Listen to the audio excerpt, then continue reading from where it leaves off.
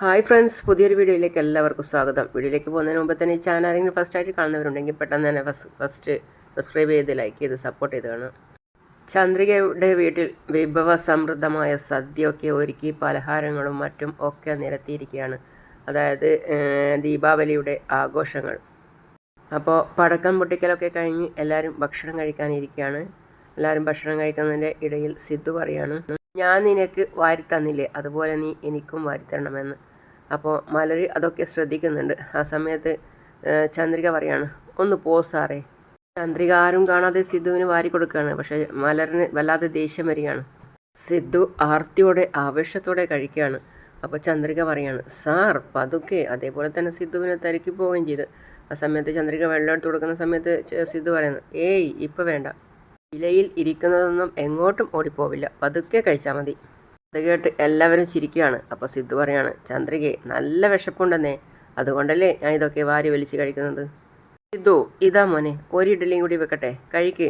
അയ്യോ ആൻറ്റി, ഒന്നും വേണ്ട, ഇതാ ഇപ്പം തന്നെ വയറ് വീർത്തിരിക്കുക, ഇനി എനിക്ക് ഒന്നും കഴിക്കാൻ പറ്റില്ല, മനസ്സിലായോ? ചന്ദ്രിക പറയാ, എന്താ സർ അങ്ങനെ പറഞ്ഞത്, ഇനി ഗുലാബ് ജാമു കൂടി ഉണ്ടായിരുന്നു. എന്താ, ഗുലാബ് ജാമു കൂടി ഉണ്ടെന്നോ? അയ്യോ ചന്ദ്രിക, വേണ്ട കേട്ടോ, അങ്ങനെ പറഞ്ഞാൽ എങ്ങനെയാ സാർ? അങ്ങനെ പറഞ്ഞാൽ പറ്റില്ല, കുറച്ചെങ്കിലും ടേസ്റ്റ് ചെയ്തേ പറ്റൂ. കഴിച്ചോക്ക്. ശരി ശരി. അമ്മയും അച്ഛനും അതൊക്കെ കണ്ട് സന്തോഷത്തോടെ ചിരിക്കുകയാണ്. മലർ, ഇതാ കഴിച്ചു നോക്ക് എന്ന് പറഞ്ഞ് ഒന്നെടുത്ത് മലറിന് കൊടുക്കാണ് സ്പൂണോടെ. അപ്പോൾ മലർ, എനിക്ക് വേണ്ട എന്ന് പറഞ്ഞ് ഒറ്റ തട്ട് കൊടുത്ത്. അത് കണ്ട് സിദ്ധുവും ചന്ദ്രികയും ഒരുപോലെ ഞെട്ടിത്തെരിച്ചു. സിദ്ധു മലറിനെ തന്നെ നോക്കുകയാണ്. ചന്ദ്രിക വിഷമത്തോടെ സിദ്ധുവിനെ നോക്കുകയാണ്. സിദ്ധുവിന് വിഷമമായെന്ന് ചന്ദ്രികയ്ക്ക് മനസ്സിലായി. പിന്നെ കാണിക്കുന്നത് ആ മേഘയുടെ വീട്ടിലും അതേപോലെ നല്ല സദ്യ എല്ലാവർക്കും വിളമ്പുകയാണ്. വേലക്കാരി സുന്ദരി ഇലയൊക്കെ വിരിച്ച് ഓരോ ഐറ്റമായിട്ട് ഇലയിൽ എടുത്ത് വെച്ച് കൊടുക്കുകയാണ്. ജാനകിയും ആരതിയും അതൊക്കെ കണ്ട് നോക്കിച്ചിരിക്കുകയാണ്. അതുപോലെ തന്നെ പ്രിയയും അതേപോലെ തന്നെ എല്ലാം നോക്കിച്ചിരിക്കുകയാണ്. വേലക്കാരി സുന്ദരി ഇലയുടെ ഒരു ഭാഗത്ത് പലഹാരം എടുത്ത് വെച്ച് കൊടുക്കുകയാണ്. പെട്ടെന്ന് ജാനകി ചോദിക്കുകയാണ്, ആരതി, നിന്റെ മുത്തശ്ശനെ വിളിച്ചില്ലേ? അപ്പം മുത്തശ്ശി പറയാണ്, അതിന് ആ മനുഷ്യന് ആരും അങ്ങനെ സന്തോഷിക്കുന്നത് അത്ര ഇഷ്ടമല്ലല്ലോ. ആരതി പോയി കഴിക്കാൻ വിളിച്ചതാ, പക്ഷേ ഞാൻ പിന്നീട് കഴിച്ചോളാം എന്ന് പറഞ്ഞു. പിന്നെ മനോഹരൻ കഴിച്ചതിന് ശേഷം പറയാണ്, ആഹാരവും പലഹാരങ്ങളും ഒക്കെ നന്നായിട്ടുണ്ട്. മുത്തശ്ശി പറയാണ്, അപ്പോൾ മനോഹരൻ, എല്ലാം സുന്ദരി ഉണ്ടാക്കിയതാണോ? മുത്തശ്ശി, അവൾക്ക് ഒറ്റയ്ക്ക് എങ്ങനെയാ ഇത്രയൊക്കെ ഉണ്ടാക്കാൻ പറ്റുന്നത്? ഞാനും ആരതിയും അവളെ സഹായിച്ചത് കൊണ്ടാ. മനോഹരൻ, അങ്ങനെ വരട്ടെ, അതല്ലേ ഇതൊക്കെ. ചേച്ചിയുടെ കൈ തൊട്ടാൽ ആ പലഹാരത്തിന് അടിപൊളി ടേസ്റ്റ് ആയിരിക്കുമല്ലോ. മുത്തശ്ശിക്ക് സന്തോഷമായി. മനോഹരൻ മനസ്സിൽ ചിന്തിക്കുകയാണ്, ഓസിന് തിന്നാൻ എന്തെല്ലാം കള്ളം പറഞ്ഞേ മതിയാവും. എല്ലാവരും ആവേശത്തോടെ ഭക്ഷണം കഴിക്കുകയാണ്. അപ്പോഴാണ് സിദ്ധു അങ്ങോട്ടേക്ക് കയറി വന്നത്.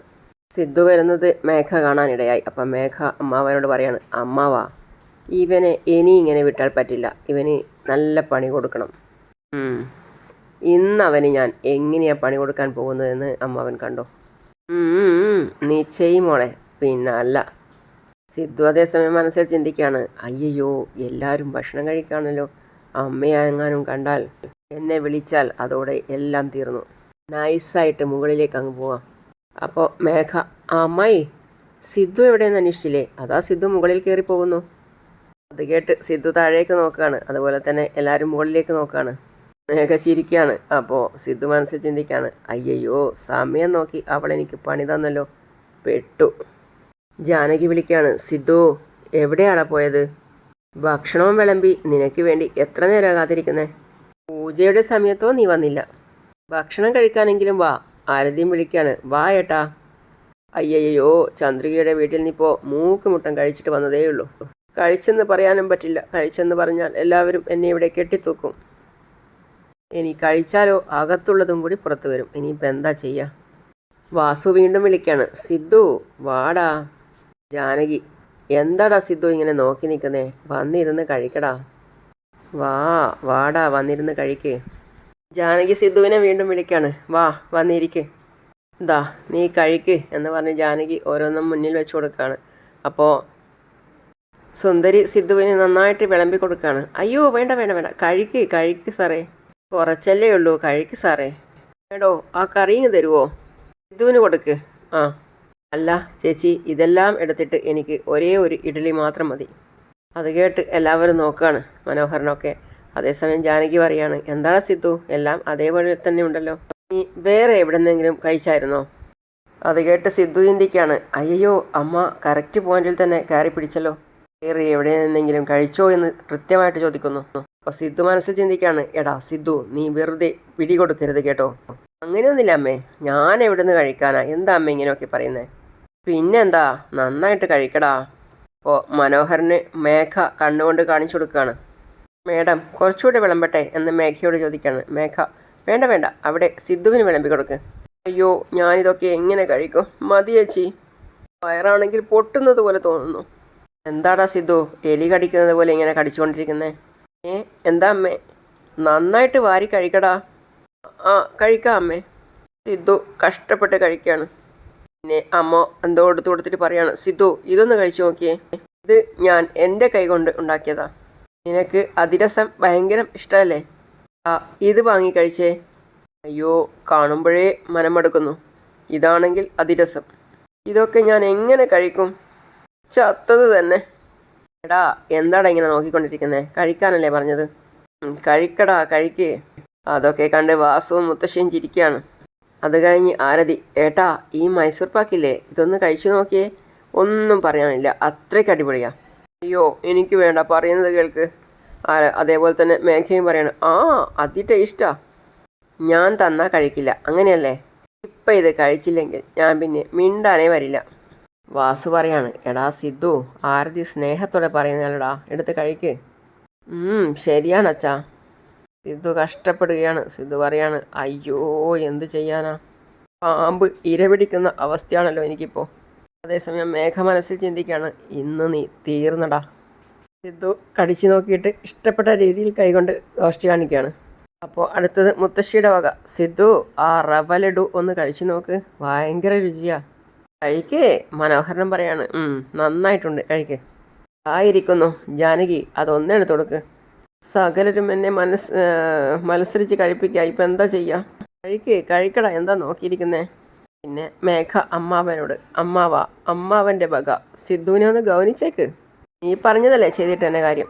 സിദ്ധു മനസ്സിൽ ചിന്തിക്കുകയാണ്, അയ്യോ ഇനി ഇയാളെന്താണോ ചെയ്യാൻ പോകുന്നത്, ഇയാളും ഉണ്ടാക്കിയതിന് എനിക്ക് വാരിത്തരാൻ പോവുകയാണോ? സിദ്ധു ഞാനിതാ വരുന്നു കൊടുക്കട്ടെ, വായി തുറക്ക് എന്ന് പറഞ്ഞ് അദ്ദേഹം വായി തന്നെ ഇട്ട് കൊടുക്കുകയാണ്. ഇത് കഴിക്ക് എന്ന് പറഞ്ഞ് മനോഹരൻ ഒരു ഐറ്റം എടുത്തിട്ട് വായിൽ തന്നെ ഇട്ട് കൊടുക്കുകയാണ് സിദ്ധുവിന്. സിദ്ധു എന്ത് ചെയ്യണം എന്നറിയാതെ നിൽക്കുകയാണ്. ചേച്ചി ഉണ്ടാക്കിയ പലഹാരം സൂപ്പറായിട്ടുണ്ട്, സുന്ദരി ആ കറിയൊക്കെ എടുത്ത് വിളമ്പി കൊടുക്ക്. കഴിക്ക് സിദ്ധു, കഴിക്കടാ മോനെ, ഇതാ വെള്ളം കുടിച്ചോ എന്ന് പറഞ്ഞ് ജാനകി വെള്ളവും എടുത്തു കൊടുക്കുകയാണ്. എല്ലാത്തിനും എന്ത് രുചിയാണെന്ന് നോക്കിയേ. ഭാരതി, എല്ലാം നല്ല സൂപ്പറായിട്ടുണ്ട്, കഴിക്കേട്ടാ. എടോ ദുഷ്ടന്മാരെ, കുറേ കാലത്തെ ദേഷ്യം ഒരുമിച്ചങ്ങ് തീർത്തു അല്ലേ എന്ന് മനസ്സിൽ കാണുകയാണ് സിദ്ധു. സിദ്ധുവിൻ്റെ കളി കണ്ടിട്ട് മേഘ അമ്മാവനോട് പറയാണ്, അടിപൊളി അമ്മാവ. പിന്നെ അല്ലാതെ എല്ലാവരും ആവേശത്തോടെ കഴിക്കുകയാണ്. പക്ഷേ സിദ്ധു മനസ്സിൽ ചിന്തിക്കുകയാണ്, ഇനി ഇവിടെ ഇരുന്നാൽ ശരിയാവില്ല, മതി എന്ന് പറഞ്ഞ് എണീക്കുകയാണ്. പോവല എന്ന് പറഞ്ഞ് എല്ലാവരും അവിടെ പിടിച്ച് വീണ്ടും ഇരുത്തുകയാണ്. അയ്യോ അച്ഛാ, മതി അച്ഛാ, ഞാനിപ്പോൾ തന്നെ ഒരുപാട് കഴിച്ചു, വയറ് ഇപ്പം തന്നെ നല്ല ഫുള്ളാ. എന്താടാ ഇതോ, നീ മുകളിലേക്ക് പോയിക്കോ, ഞാൻ ബാക്കിയുള്ള ഭക്ഷണം എടുത്ത് മുകളിലേക്ക് വരാം, നമുക്ക് ഒരുമിച്ചിരുന്ന് വീണ്ടും കഴിക്കാം. ആരതിക്ക് ദേഷ്യം വന്നു. ആരതി പറയാണ്, വെറുതെ ഒരു പ്രഹസനം. അയ്യോ കഴിച്ചത് പണിയാ എന്നാ തോന്നുന്നത്, വല്ലാത്തൊരു ഉരുണ്ട് കയറ്റം എന്ന് പറഞ്ഞ് സിദ്ധു മുകളിലേക്ക് ഓടിപ്പോവുകയാണ്. അതേസമയം മേഘ തായിരുന്ന് ചിരിക്കുകയാണ്.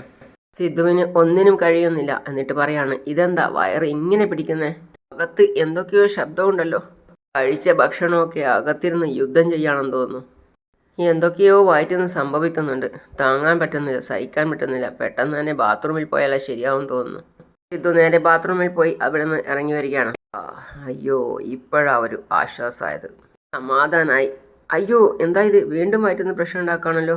സിദ്ധു വീണ്ടും ബാത്റൂമിലേക്ക് തന്നെ കയറിപ്പോയി. ബാത്റൂമിൽ തന്നെ ഒരു പാവിരിച്ച് കിടക്കേണ്ടി വരുന്ന തോന്നുന്നത്.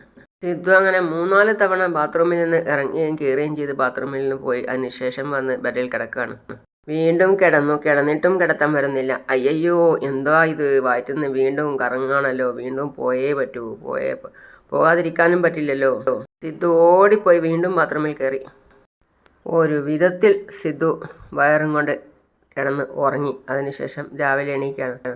സിദ്ധു വണ്ടിയുമായി വന്നപ്പോൾ ചന്ദ്രിക അവിടെ ഓടിയെത്തി. സിദ്ധു സാർ, ഒരു മിനിറ്റ്. എന്തേ? ഇത് ഞാൻ ജാനകി അമ്മായിക്ക് വേണ്ടി വാങ്ങിയതാ. അപ്പോൾ മേഘ ഫ്രണ്ടിൽ വന്ന് നോക്കുകയാണ്. ഇതെന്താ? ഇത് കാലിബറി എന്ന് പറയും. ജാനകി അമ്മായിയെ പോലെ എഴുന്നേറ്റ് നടക്കാൻ പറ്റാത്തവർക്ക് ഇത് കാലിലിട്ട് കഴിഞ്ഞാൽ എഴുന്നേറ്റ് നിൽക്കാൻ പറ്റുമെന്ന്. അതൊക്കെ കണ്ട് മേഘയ്ക്ക് ദേഷ്യം വരികയാണ്. ഇതിൽ കുറച്ച് ബാലൻസ് ചെയ്യാൻ പറ്റിയ നടക്കാൻ വരെ പറ്റുമെന്ന്. അത് കണ്ട് സിദ്ധുവിന് നല്ല സന്തോഷം വരികയാണ്. ഞാനിത് കൊടുത്താൽ അമ്മായി വാങ്ങില്ല, സാർ ഇത് വാങ്ങിയതാണെന്ന് പറഞ്ഞ് അമ്മായിക്ക് കൊടുക്കുമോ? സിദ്ധു പറയാണ്, ചന്ദ്രികയെ ഇത്രയും നാളായിട്ട് എനിക്ക് തോന്നിയില്ല. അതും എത്ര സ്ഥലത്ത് പോയി എന്തെല്ലാം കാര്യങ്ങൾ ഞാൻ ട്രൈ ചെയ്തിരിക്കുന്നു. പക്ഷേ എൻ്റെ അമ്മയെ എഴുന്നേൽപ്പിച്ച് നിർത്തണമെന്ന് ഞാൻ വിചാരിച്ചതേയില്ല. എന്നാൽ നീ അത് ചിന്തിച്ചു. ഇതാണ് ചന്ദ്രികയെ ഞാൻ നിന്നെ സ്നേഹിച്ചതിൻ്റെ ആദ്യ കാരണം.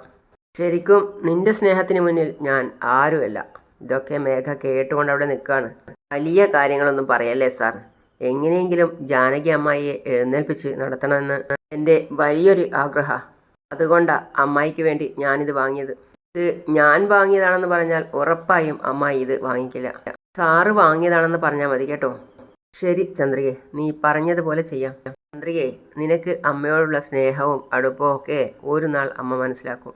തീർച്ചയായും ആ ദിവസം വരിക തന്നെ ചെയ്യും. അപ്പോൾ ചന്ദ്രിക പറയാണ്, നമ്മുടെ വിവാഹത്തിന് അമ്മായി വീൽ ചെയറിൽ വരാൻ പാടില്ല, നടന്നു തന്നെ വരണം. അതാ ഞാൻ ഭഗവാനോട് പ്രാർത്ഥിച്ചത്. ഇതൊക്കെ കേട്ട മേഘ ആകെ കോരിത്തരിച്ചു നിൽക്കുകയാണ്. ഇത് പറയാണ്, ഉറപ്പായും ദൈവം അത് നിറവേറ്റുക തന്നെ ചെയ്യും. ശരി സാർ, അടുപ്പിൽ പാല് വെച്ചിരിക്കുക, ചിലപ്പോൾ അത് തിളച്ചിട്ടുണ്ടാവും. ഞാനെന്നാ ചെല്ലട്ടെ. ശരി.